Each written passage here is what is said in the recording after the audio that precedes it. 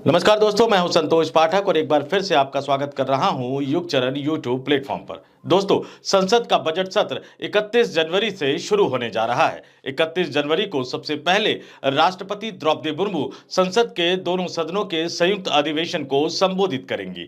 1 फरवरी को परंपरा के मुताबिक केंद्रीय वित्त मंत्री निर्मला सीतारमण मोदी सरकार की तरफ से इस देश के लिए आम बजट पेश करेगी। बजट पर सबकी निगाहें हैं, खासतौर से मध्यम क्लास यानी मिडिल वर्ग की जो निगाहें हैं वो बजट पर टिकी हुई है कि इस बार मध्यम वर्ग को निर्मला सीतारमण के बजट से, मोदी सरकार के बजट से क्या कुछ मिलने जा रहा है, क्या कुछ मिलने वाला है। और देश में जिस तरह का माहौल बना हुआ है, अर्थव्यवस्था को लेकर, महंगाई को लेकर, पेट्रोलियम पदार्थों की कीमत को लेकर, शेयर बाजार को लेकर, अमेरिका से आने वाले तमाम बुरे संकेतों को लेकर, इन तमाम बुरी खबरों के बीच और इन तमाम चिंताओं आशंकाओं के बीच मोदी सरकार के इस बजट पर इस देश के तमाम लोगों की निगाहें बनी हुई है। चाहे किसान हो, युवा हो, महिला हो, बेरोजगार हो, इस देश का मध्यम वर्ग हो, गरीब वर्ग हो या अपर मिडिल क्लास हो, यहां तक कि अमीर उद्योगपति और कॉरपोरेट सेक्टर, ये तमाम लोग निर्मला सीतारमण के बजट से काफी उम्मीदें लगाए हुए हैं। लेकिन इस बीच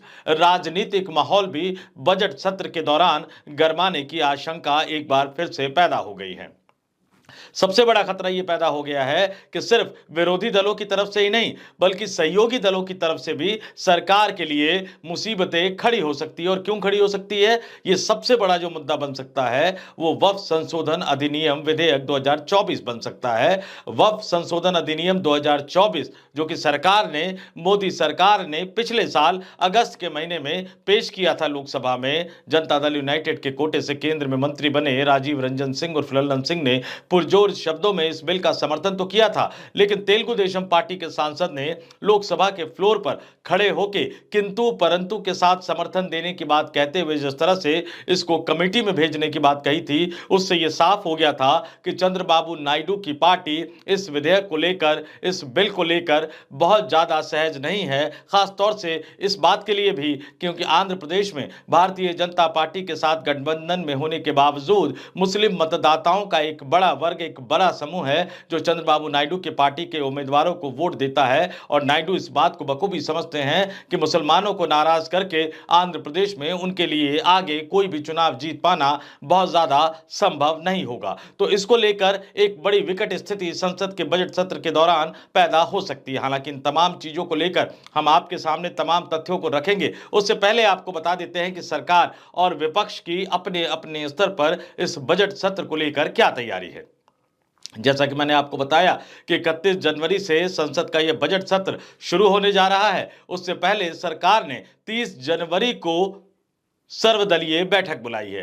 केंद्रीय संसदीय कार्य मंत्री किरेन रिजिजू द्वारा बुलाई गई इस सर्वदलीय बैठक में परंपरा के तौर पर हो सकता है कि लोकसभा में उपनेता सरकार के रक्षा मंत्री राजनाथ सिंह इस बैठक में शामिल होंगे। राजनाथ सिंह, किरेन रिजिजू के समेत कई अन्य केंद्रीय मंत्री भी सरकार की तरफ से इस बैठक में शामिल होंगे। और इसके अलावा दोनों सदनों यानी लोकसभा और राज्यसभा, दोनों सदनों में जो तमाम राजनीतिक दल है, उनके जो फ्लोर लीडर है यानी उनके जो नेता है लोकसभा और राज्यसभा में, वो नेता इस सर्वदलीय बैठक के लिए आमंत्रित किए गए हैं। और इस सर्वदलीय बैठक में सरकार की तरफ से उन एजेंडों, उन विधेयकों की जानकारी दी जाएगी जिन एजेंडों को सरकार इस बिल के दौरान पारित करवाना चाहती है या जिन विधेयकों पर सरकार इस सत्र के दौरान चर्चा करवा कर पारित करवाना चाहती है। बजट स्वाभाविक तौर पर एजेंडे में तो होगा ही, लेकिन इसके अलावा भी वक्फ संशोधन अधिनियम 2024 के जैसे कई महत्वपूर्ण विधेयक भी सरकार के कार्यसूची में होंगे। हालांकि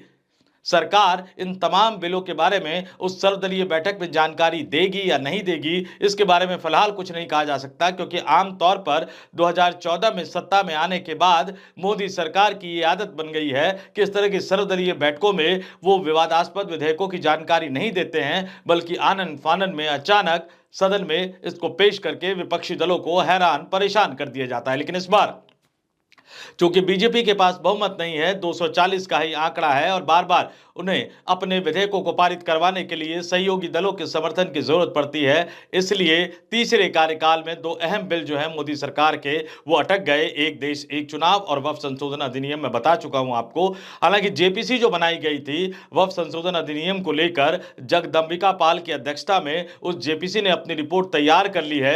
विपक्षी दलों के सांसदों के ऐतराज के बावजूद, विपक्षी दलों के सांसदों के हंगामे के बावजूद, विपक्षी दलों के सांसदों द्वारा पेश किए गए संशोधनों के सुझावों के बावजूद, या यूं कहा जाए कि उन संशोधनों के सुझावों को खारिज करते हुए, नकारते हुए, जगदंबिका पाल की अध्यक्षता में बहुमत के आधार पर जेपीसी ने अपनी रिपोर्ट तैयार कर ली है। और बताया यह जा रहा है कि जगदंबिका पाल इस जेपीसी की रिपोर्ट को संसद के आगामी बजट सत्र के दौरान सदन में पेश कर सकते हैं।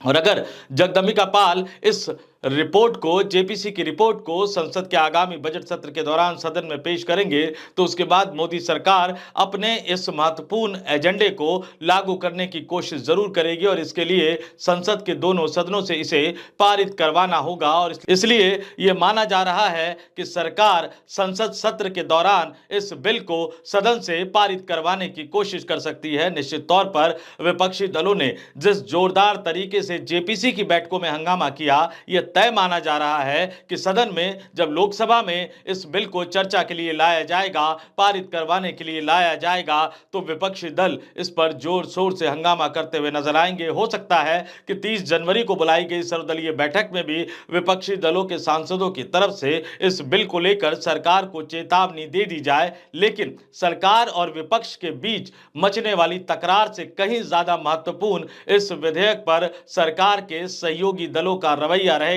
खासतौर से 16 सांसदों वाली तेलुगु देशम पार्टी के मुखिया चंद्रबाबू नायडू और 12 सांसदों वाली जनता दल यूनाइटेड के मुखिया नीतीश कुमार का रवैया।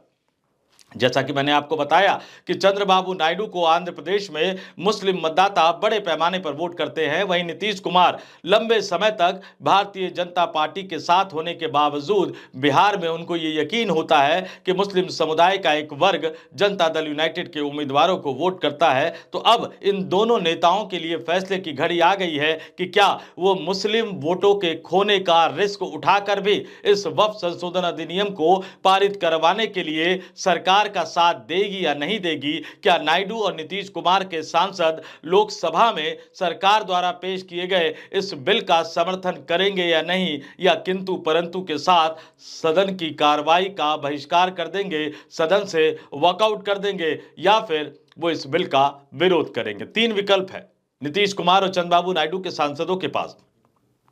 या तो खड़े होकर सरकार के इस बिल का समर्थन करे, मतदान की नौबत आए तो सरकार के इस बिल का समर्थन करे, या कहे कि वो इस बिल से संतुष्ट नहीं है तो फिर वो इस बिल का विरोध करे। लेकिन ये भी चूंकि दोनों ही पार्टियों से यानी जनता दल यूनाइटेड और टीडीपी कोटे से केंद्र में मंत्री भी बने हैं, तो केंद्र में जो मंत्री पद पर बैठे हैं उनके लिए घोषित रूप से इन विधेयक खासतौर से वक्फ संशोधन अधिनियम, एक देश एक चुनाव को हम अलग रख देते हैं, खासतौर से वक्फ संशोधन अधिनियम का विरोध कर पाना संवैधानिक तकनीकी दृष्टि से बहुत ज्यादा आसान नहीं होगा। इसका एक उपाय यह भी निकाला जा सकता है कि जिस दिन ये विधेयक चर्चा के लिए सदन में आएंगे उस दिन ये मंत्री सदन में मौजूद न रहे, जेडीयू और टीडीपी के सांसद सदन में मौजूद नहीं रहे, लेकिन फिर सरकार बहुमत का जुगाड़ कहां से करेगी?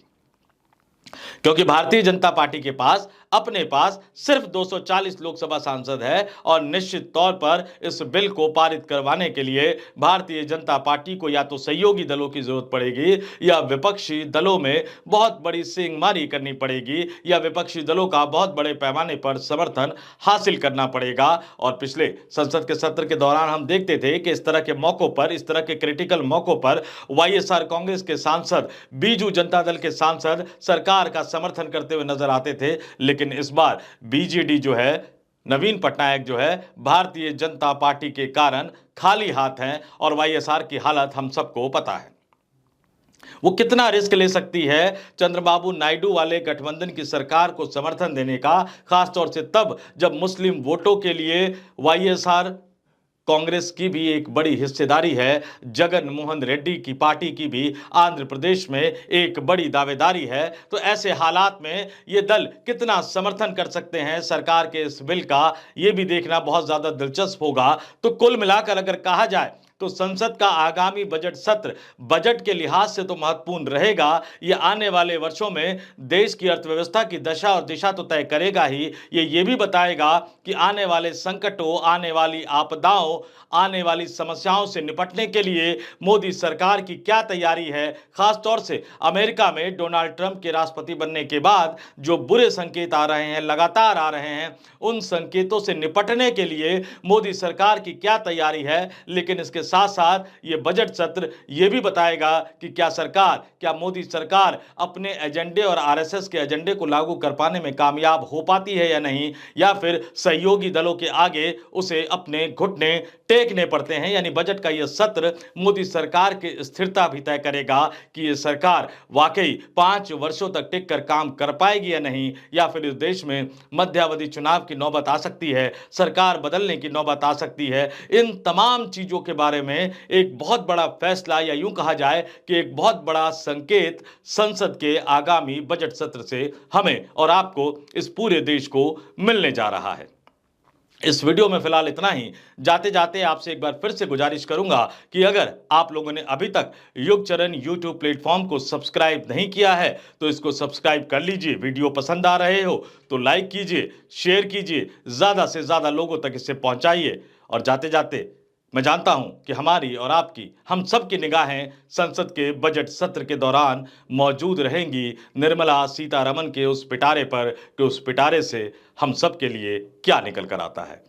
उम्मीद मैं भी करता हूं, उम्मीद आप भी कीजिए। सच मैं भी जानता हूं, सच आप भी जानते हैं। नमस्कार।